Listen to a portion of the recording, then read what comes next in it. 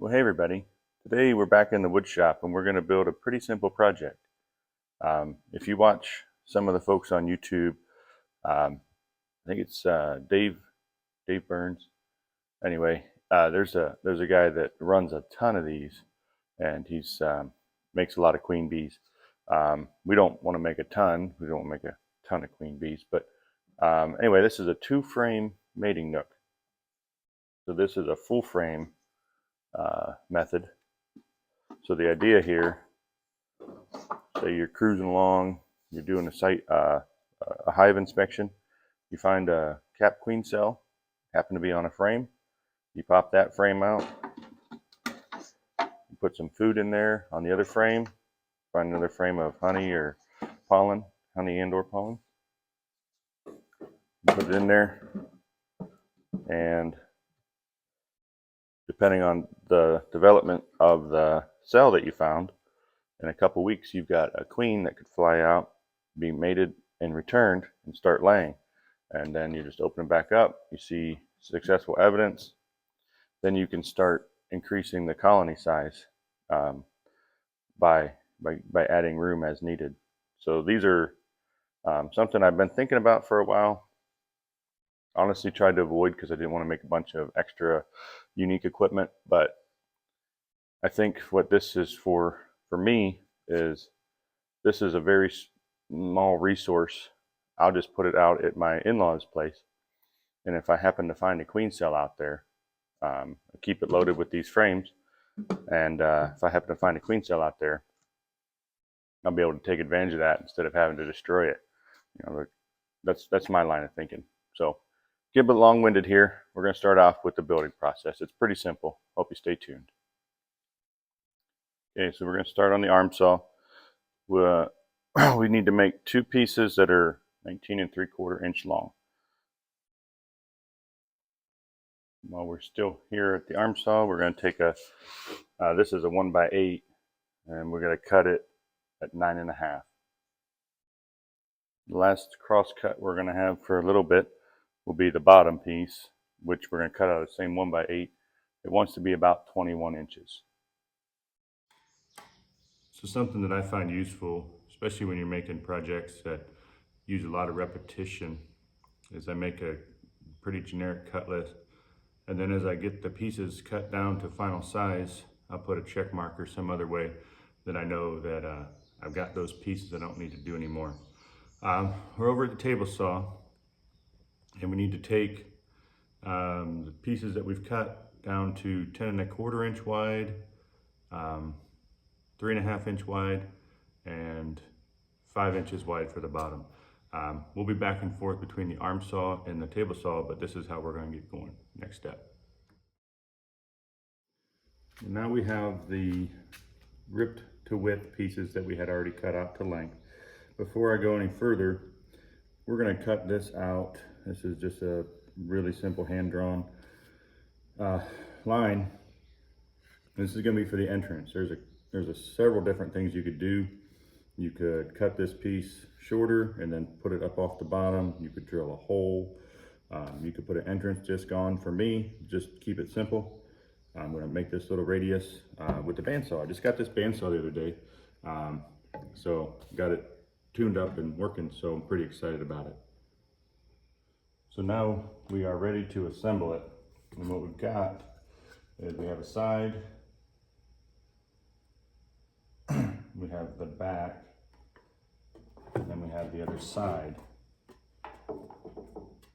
And we'll put the front in as well. It doesn't matter right now if you think it's upside down or right side up. This is just to get the bottom part put on correctly. Because what you need to do, you must need 3 hands, or some clamps would probably do it. But so what we're going to do, we're going to get it all lined up pretty close. Chuck some glue onto the bottom. Remember, just like everything else, beekeeping related, we're not building a watch here. We want it to be nice, but if it's not perfect, it'll be okay. So we just want to get as close as we can to good. And then I got my brad nailer. I'm going to pop a couple brads in just to hold it.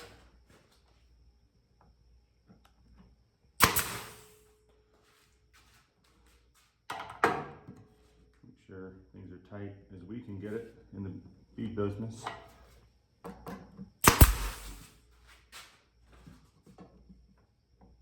And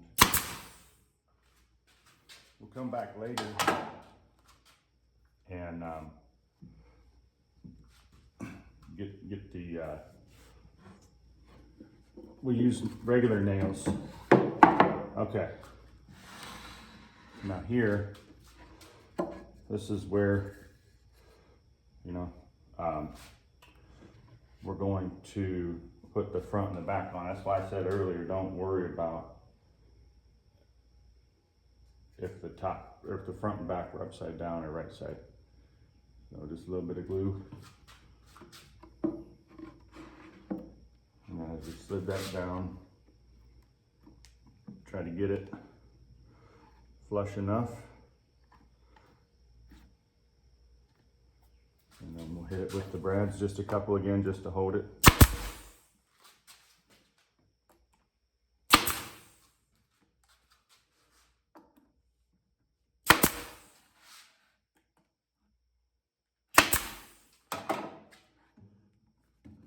The same for the back. So you see, this is a style of nook that the front and the back actually become the frame rest. So that's another thing I like about this project, is it's all flush cuts, flat cuts. And so if you don't have a dado stack, you can still build this thing. You could build this with a handsaw if that's what you got. Don't let tools be the reason you don't do stuff. All right, so here again, we're just wiping up some glue spots. It's just a little bit. Got it pretty good in the front and the back. Hit it again.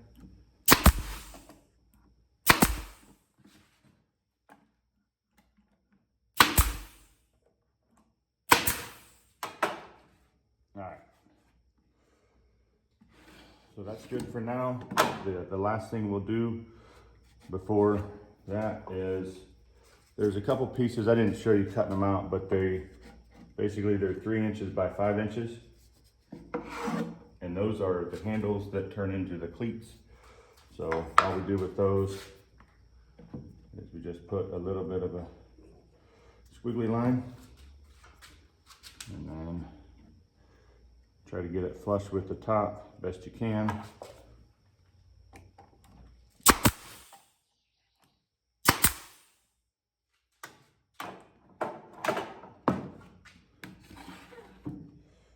Do that again on the back side.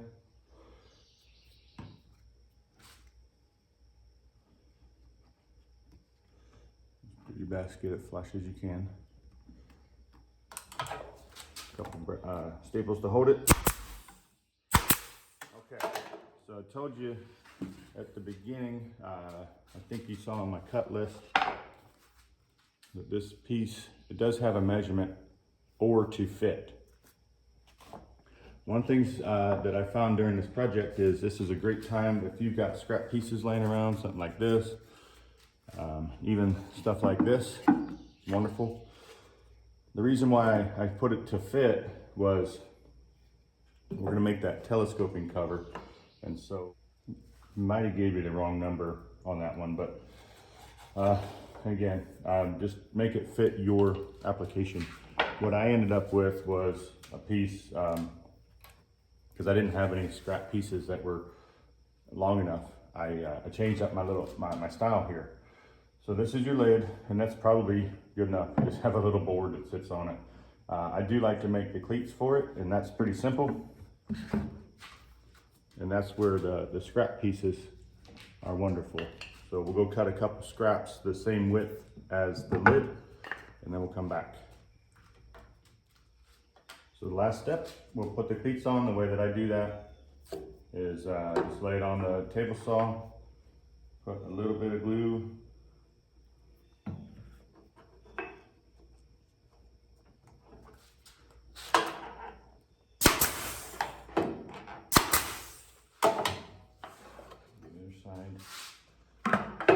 choose to bring the work to you or go to the work.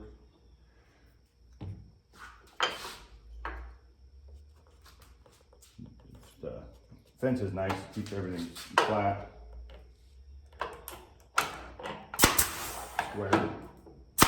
Square enough for bee stuff. All right. Then these pieces, just a little bit of glue there. Same thing up on the fence. Another hole.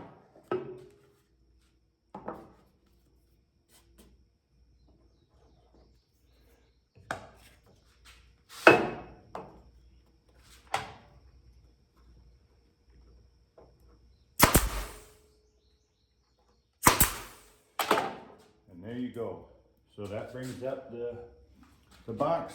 We're gonna come through off camera. I did put a few frames in just to make sure everything fit. We'll come through off camera and we'll drive in the nails that I like to use. We'll throw some paint on it and we'll call it a day. You may have noticed on the one that I had at the beginning of the video, I painted some blue stripes across it. So on my other mating nooks, if you've watched those videos, I try to put some type of identifying, I'm not sure if that matters or not. I've moved beehives in the past and changed the box colors. The thing that the bees seemed to care about more was the location of the colony they were coming back to. But for queens, I thought any chance you give them to be more successful, go ahead and do it. So I did that one, 3 blue stripes because I had blue paint.